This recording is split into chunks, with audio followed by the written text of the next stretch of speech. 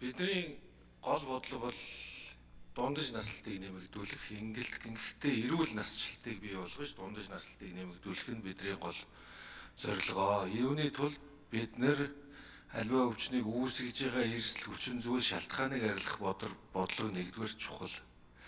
Хоёрдугаарт бид нэр эрт илрүүлгийнхаа тогтолцоог оновчтой зөв бага зардлаар их өвчлөлийг илрүүлдэг тогтолцоогоо бий болгох нь чухал. Энэ рүү чиглэсэн ажлууд их хийгдэж байгаа.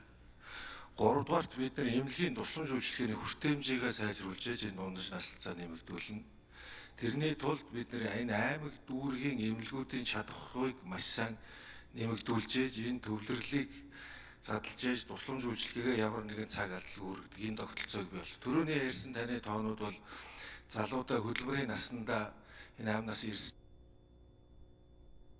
За мөнх сайхан сэтгүүлсэж хариулъя.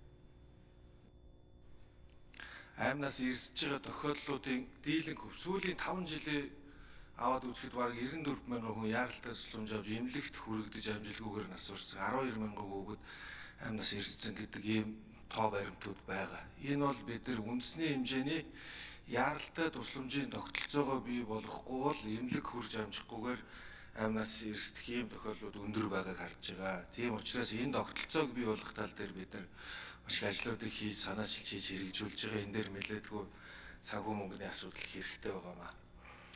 За тэр эм хүнсний агентлагийн хувьд эмээ шинжилдэггүй, эмийнхаа бодлогыг хийж чаддаггүй тийм яам байж болохгүй. Тийм учраас эрүүл мэндийн яам эмийнхаа бодлогыг авч явна, эмийнхаа лабораторийг авч явна. Эм хүнсний хяналтаа хийдэг лабораториуд нь харин хяналтыг нь тусдаа гаргах асуудал бол зүг бахаа гэж үзэж байгаа. За эргэтэн шилжүүлэн суулгах төвийн хувьд барилгын зураг бол маш олон жил.